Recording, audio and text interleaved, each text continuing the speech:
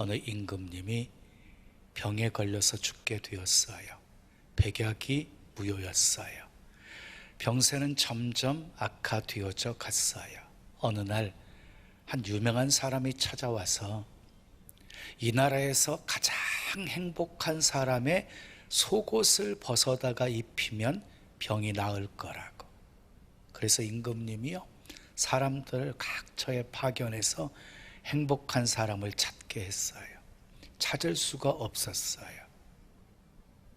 급기야는 왕자가 가장 행복한 사람을 찾으러 나섰어요. 허사였어요. 그런데 어느 날 왕자가 어느 오두막집 앞을 지나가는데 기쁨이 넘치는 아름다운 노랫소리가 들리는 거예요.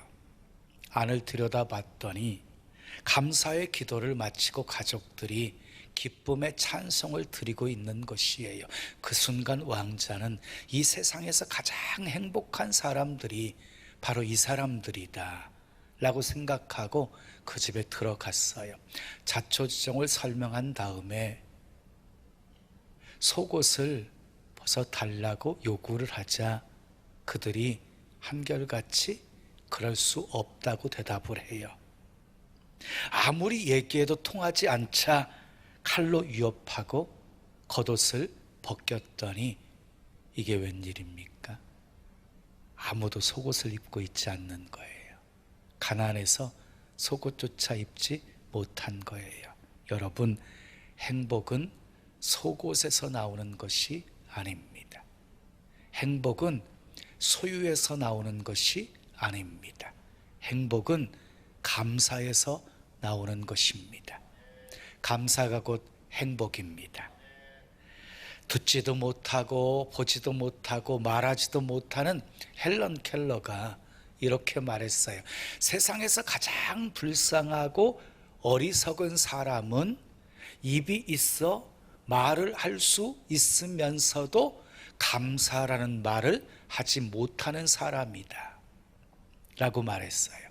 여러분, 이 시대는 감사하지 않는 시대입니다.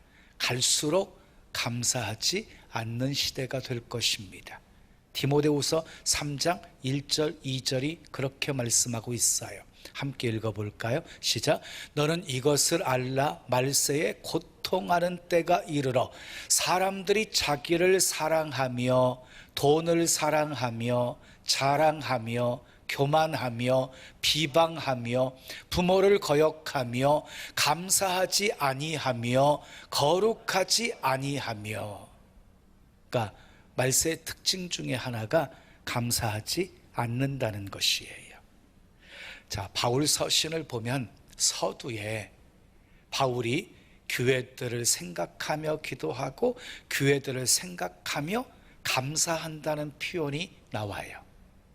저와 여러분도 교회를 생각할 때마다 감사하고, 성도들을 생각할 때 감사하고, 남편을 생각할 때, 아내를 생각할 때, 자식을 생각할 때, 부모를 생각할 때 감사가 나올 수 있기를 축복합니다. 하나님은 감사하는 사람 기뻐하시고 감사하는 사람에게 능력을 베풀어 주시는 분이십니다. 그런데 감사는요, 쉬우면서도 어려운 거예요. 결코 쉽지가 않아요. 물론 성공했을 때, 잘 되었을 때, 계획했던 것대로 바라는 것들이 잘 이루어졌을 때 감사할 수 있지요. 근데 고통 중에도, 절망 중에서도 감사한다는 건 결코 쉽지가 않아요. 자, 출애굽한 이스라엘 백성들의 불행의 원인이 있어요. 감사는 없고 요구만 있었기 때문이에요. 있는 것, 하나님이 주신 것, 그것을 생각하며 감사하지 않고 애굽과 비교해서 광야에 없는 것만 생각하면서 원망하고 불평한 것이에요. 세상에 문제 없는 사람 없고 문제 없는 환경 없어요. 그러므로 감사는요, 찾아서 해야 하는 것이에요. 사실 많은 문제와 갈등들은 감사하지 않는 데서부터 시작이 되어지는 것이에요. 그러므로 행복의 최대 조건은 감사입니다. 감사. 특히 어려울 때 감사해야 그것이 진짜 감사입니다.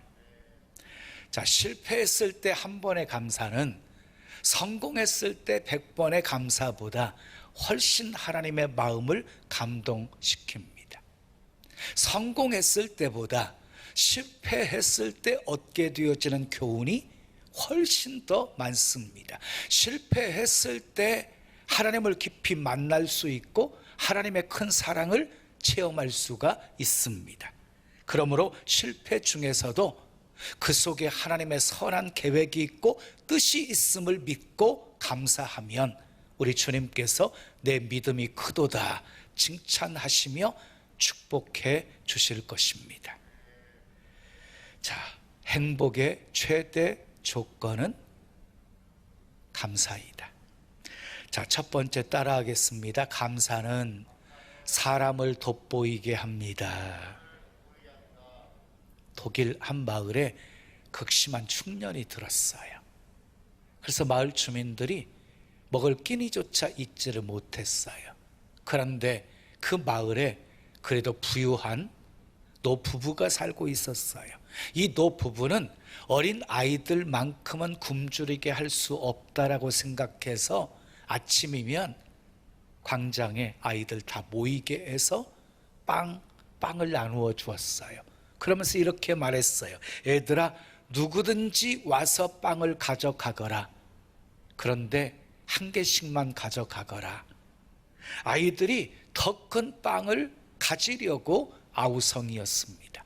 매일같이 빵을 하나씩 받아가면서도 노부부에게 감사하다고 말하는 아이들이 없었습니다. 그런데 한 소녀가 항상 맨 나중에 그것도 제일 작은 빵을 이렇게 받아들고 겸손하게 이 노부부에게 감사의 인사를 했습니다. 빵을 주셔서 감사합니다. 노부부는 그 소년의 행동이 특별하게 보였습니다. 어느 날 소년은 빵 속에서 이 금화 하나와 메모 한 장을 발견하게 되어집니다. 그리고 그 메모에는 이렇게 쓰여 있었어요. 감사할 줄 아는 너를 위해, 감사할 줄 아는 너를 위해 마련한 작은 선물이란다. 여러분, 감사는요 돋보이게 합니다. 많은 아이들이 빵을 집어갔어요. 모두 빵에만 관심이 있어요. 어떻게 하면 큰 빵을 가져갈까의 아우성이었어요. 그런데 소녀는 빵보다 빵을 주시는 노부부에게 관심이 있었어요. 그래서 늘 노부부에게 감사를 표현했습니다. 감사할 줄 모르는 수많은 아이들과 달리 유독히 감사하는 그 소녀의 모습은 노부부에게 돋보일 수밖에 없었습니다. 누가복음 17장에 나오는 10명의 납병 환자의 이야기 잘 아시지요? 이 10명의 납병 환자에게는 믿음이 있었어요. 그래서 함께 예수님께 나왔어요. 함께 부르짖어 기도했어요. 그리고 함께 예수님이 말씀하신 대로 몸을 제사장에게 보이러 가던 도중에 깨끗함을 받게 되었어요. 그런데 예수님께 달려와서 감사한 사람은요 한 사람뿐이었어요. 10%였어요. 10%. 그것도 사마리아 사람이었어요. 예수님께서는 9을 인하여서 섭섭해 하시면서 이렇게 말씀하십니다. 10사람이 다 깨끗함을 받지 아니하였느냐? 그 9은 어디 있느냐? 이 이방인 외에는 하나님께 영광을 돌리러 온 자가 없느냐? 감사가 사마리아 사람을 돋보이게 만들었어요. 예수님은 그를 축복하십니다. 일어나 가라. 내 믿음이 너를 구원하였느니라. 그러니까 이 감사했던 사마리아 사람은 육신만 고침받은 것이 아니라 영혼까지 구원받게 된 것입니다. 감사가 그를 복되게 만들었습니다. 감사가 그를 위대하게 만들었습니다. 여러분 모두 감사하는 10%가 되시기를 축복합니다. 응답받는 것 쉬운 것 아니지요? 근데 응답받는 것보다 더 어려운 것이 있어요. 감사하는 거예요. 감사하는 것. 시편 50편 23절은 감사로 제사를 드리는 자가 나를 영화롭게 하나니 그의 행위를 옳게 하는 자에게 내가 하나님의 구원을 보이리라. 놀라운 영적 법칙이 이 속에 담겨져 있어요. 우리가 감사하면 하나님이 영광을 받으시고 우리를 구원하시는데요.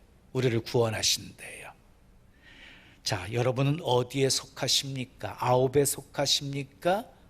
아니면 한 명에 속하십니까? 자, 두 번째 따라하겠어요. 가시도 감사하십시오. 미국의 루즈벨트 대통령은 지독한 근시였어요. 그래서 항상 안경을 2개 가지고 다녔어요. 하나는 책을 보기 위한 돋보기였고요, 하나는 멀리 있는 물체를 바라보기 위한 안경이었어요. 강철로 만든 안경집에다가 그 돋보기와 안경을 항상 가지고 이렇게 포켓에서 넣고 다녔는데 그것이 무거우니까 너무너무 귀찮아했어요. 그런데 하루는 밀워키에서 정치 연설을 하고 있는데 갑자기 슈렌크라고 하는 청년이 총을 쏜 거예요. 가슴에 명중했어요. 그런데 다행스럽게도 작은 부상에 그쳤어요. 왜냐하면 그 무게 나가는 2 안경을 강철 안경집에 넣어서 이렇게 포켓의 안주머니에 넣어놨는데 총알이 그 강철 안경집을 맞추면서 이렇게 스쳐 지나가게 된 거예요. 그래서 작은 부상에 그쳤어요. 귀찮게 여기던 안경집이 루즈벨트 대통령을 살린 거예요. 그렇습니다. 나에게 가시 같은 것이 오히려 내게 축복이 되는 경우도 있습니다. 자, 사도 바울에게도 육체에 가시가 있었어요. 가시를 없애달라고 3번씩이나 간절히 하나님께 간구했어요. 그런데 가시를 그냥 남겨두세요, 주님이. 그 가시는요, 바울이 죽을 때까지 있었어요. 하나님께서 왜 가시를 남겨두셨을까요? 가시는 브레이크였어요. 브레이크. 사도 바울이 잘난 척하지 못하도록 만드는 브레이크, 늘 겸손한 자세로 사역하게 만드는 브레이크, 예수님의 놀라운 능력이 머물게 하는 그런 브레이크. 그래서 바울은요, 이 가시 때문에 교만하지 않고 늘 겸손한 마음으로 타락하지 않고 끝까지 사명을 완수할 수 있었어요. 그래서 바울은 가시를 자랑하고 있어요. 여러분에게 있는 가시가 무엇입니까? 그 가시 때문에 감사해 보셨습니까? 자, 가시 때문에 감사할 수 있었다면 그 사람은 성숙한 신앙인입니다. 왜냐하면 대다수의 사람들이 가시 때문에 하나님을 향해서 원망하고 불평하기 때문입니다. 여러분, 성숙한 사람은요, 감사가 넘칩니다. 미성숙한 사람은 원망과 불평이 넘칩니다. 여러분, 질병이 있습니까? 문제가 있습니까? 아픔이 있습니까? 슬픔이 있습니까? 그래서 울고 있습니까? 이제 그만 우십시오. 더 단단해지십시오. 내 은혜가 내게 족하도다. 이 응답에 바울은 가시를 그대로 남겨두겠다는 응답인 거잖아요. 그럼에도 오히려 기뻐하고 감사하고 있습니다. 우리도 그럴 수 있을 정도로 충분히 단단해져야 합니다. 아멘. 가시는 우리를 성숙하게 만듭니다. 바울처럼 가시도 감사하십시오. 3번째 마지막 따라하겠어요. 모든 일에 감사하십시오. 감사는요, 하나님의 뜻이에요. 범사에 감사하라. 이것이 그리스도 예수 안에서 너희를 향하신 하나님의 뜻이니라. 범사에 감사하라. 하나님의 명령입니다. 명령. 하나님의 뜻입니다. 그러므로 우리는 마땅히 순종해야 합니다. 자, 여러분, 행동하지 않은 믿음이 참 믿음이 아닌 것처럼 표현되어지지 않는 감사는 참된 감사가 아닌 것이에요. 표현하십시오. 믿음의 조상 아브라함은 가는 곳마다 감사의 제단을 쌓았다 그랬어요. 한나는요, 노래하면서 하나님께 감사했고 사무엘을 하나님께 드리면서 감사를 표현했어요. 말로 표현하고 기도로 표현하고 찬양으로 표현하고 예물로 표현하십시오. 적극적으로 표현하십시오. 표현하지 않는 감사는 참 감사가 아닙니다. 그런데 범사에 감사하라고 그랬어요. 범사에 감사하라 이 말은요, 항상 감사하라는 말이고요, 모든 일에 감사하라는 거예요. 빌립보서 4장 6절 7절에 보면 아무것도 염려하지 말고 다만 모든 일에 기도와 간구로 너희 구할 것을 감사함으로 하나님께 아뢰라. 그리하면 모든 지각에 뛰어난 하나님의 평강이 그리스도 예수 안에서 너희 마음과 생각을 지키시리라 하고 말씀하셨어요. 우리는 일이 잘 풀릴 때 감사할 수 있어요. 건강할 때 감사할 수 있어요. 돈이 잘 벌릴 때 감사할 수 있어요. 근데 성경은요, 모든 일에 감사하라고 말하고 있어요. 그러니까 좋은 일이 있을 때만 감사하는 것이 아니라 문제가 잘 풀리지 않아도 감사하고, 사업이 잘 안 돼도 감사하고, 사고가 생겨도 감사하고, 몸이 건강하지 않아도 감사하라는 것이에요. 정금모 장로님 이야기입니다. 그 정금모 장로님은요, 2번이나 과학기술부 장관을 역임하신 분이십니다. 그는 23살에 미국 미시간 주립대학교에서 핵공학 박사학위를 받아요. 굉장히 빠르지요. 23살에. 그는 핵공학 분야에서 세계적인 두각을 나타냈습니다. 다른 사람들이 시작할 나이에 그는 이미 세계적인 인물이 된 것이에요. 그런데 그에게도 문제가 생겼습니다. 아들이 만성 신장염에 걸린 거예요. 몸이 퉁퉁 붓고 거동하기도 힘든 그런 상황이 되어졌어요. 이 아들의 신장의 기능은 5년 더 이상 버티기 힘든, 투석 한번 받으면 막 4시간 이렇게 투석을 받아야 되는 상황에서 많이 힘들어 했어요. 그는 드디어 하나님을 찾습니다. 하나님 도와주세요. 우리 아들 살려주세요. 그러다가 아들에게 자기 신장 이식을 제공하는 수술을 해요. 그런데 수술 결과가 좋지가 않았어요. 아들에게 흑달 증세가 나타나게 되어진 것이에요. 더 간절히 갈급한 마음 가지고 하나님을 찾아서 부르짖어 기도했어요. 하나님, 당신만이 해결자이십니다. 우리 아들 지켜주시옵소서. 철야하면서 기도했어요. 마침내 흑달 증세가 다 사라지고 건강한 모습으로 회복되게 되었어요. 그런데 더 큰 문제가 기다리고 있었어요. 병원에서 태어난 아들, 이제 건강을 회복한 아들인데 오랫동안 이 학업을 열중하지 못하다 보니까 이 학교 생활에 적응을 하지 못하는 고통 속에서 2번이나 자살을 시도하게 되어져요. 한 번은 차를 몰고 가다가 일부러 가로수를 들이받기도 하고, 또 한 번은 차를 몰고 10m 낭떠러지로 돌진해 갔어요. 그래 추락을 했는데 작은 소나무에 차가 걸려서 간신히 추락을 모면하기도 했어요. 자, 이 정금모 장로님은요, 아들을 위해서 간절히 사회 적응 잘할 수 있게 해달라고 기도했어요. 기도하면서 기도를 배웠어요. 기도에 불이 붙기 시작했어요. 기도하면서 하나님의 분명한 음성을 듣게 되어져요. 아들아, 너는 내 아들에 대해서 감사해 본 적이 있느냐? 내가 여태 지모로 생각해 왔던 그 아들을 통해 너와 내 가족이 구원을 받은 것 아니냐? 그는 깜짝 놀랐습니다. 아들 때문에 원망한 적은 있었지만 아들 때문에 감사해 본 적이 없는 거예요. 내가 무슨 죄를 지었기에 이런 고통을 받아야 되나?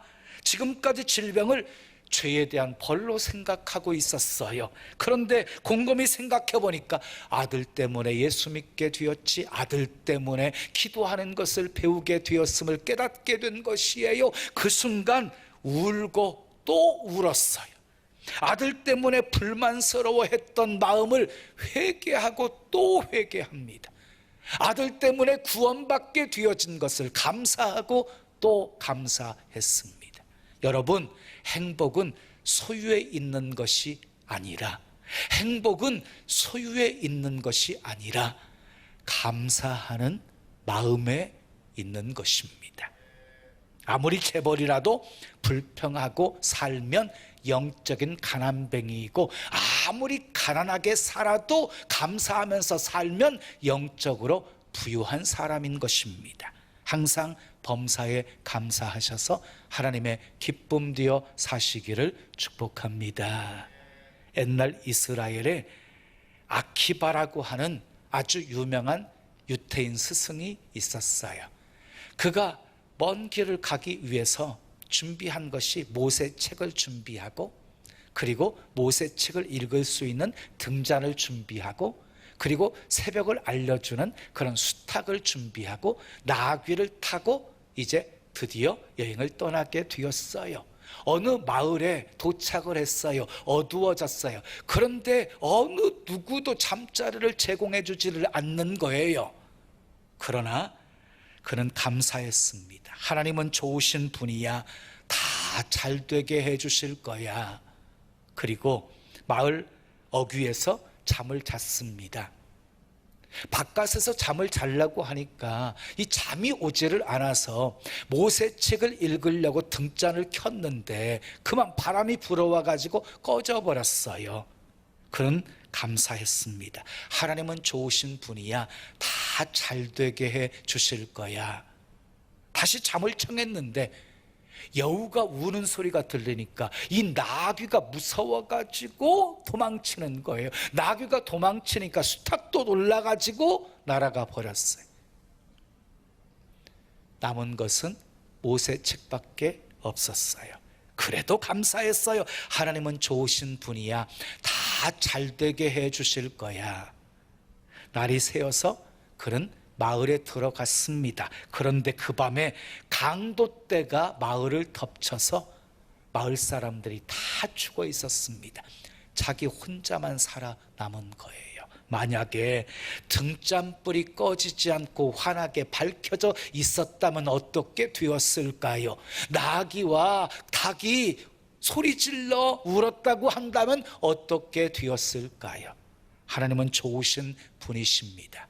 다 잘되게 해 주실 것입니다. 아멘. 오늘은 추수감사주일입니다. 오늘 하루만이라도 작심하고 감사하십시오. 행복의 최대 조건은 감사입니다. 감사는 사람을 돋보이게 합니다. 가시도 감사하십시오. 모든 일에 감사하십시오. 감사할 수 없는 상황 속에서도 감사하십시오. 하나님은 모든 것을 다 아시고 모든 것을 다 하실 수 있는 전지전능하신 분이십니다. 너무너무 좋으신 분이십니다. 좋으신 하나님이 다 잘되게 해 주실 것입니다. 사자굴 속에 던져질 것을 알면서도 감사했던 다니엘 어떻게 되었습니까? 하나님께서 천사를 보내셔서 굶주린 사자의 입을 봉해버리게 하셨습니다. 사자굴에 던져 넣어졌으나 몸 하나 상하지 않게 보호해 주셨고, 오히려 다니엘을 해하려고 했던 사람들 다 사자밥이 되게 만들어 버리셨습니다. 그리고 이 일로 다니엘은 바벨론 도에서 더욱 높임을 받게 되어집니다.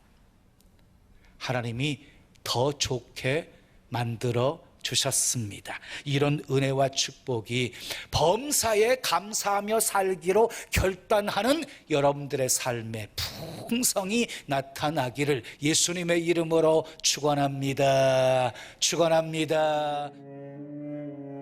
지금은 선교 헌금 시간입니다.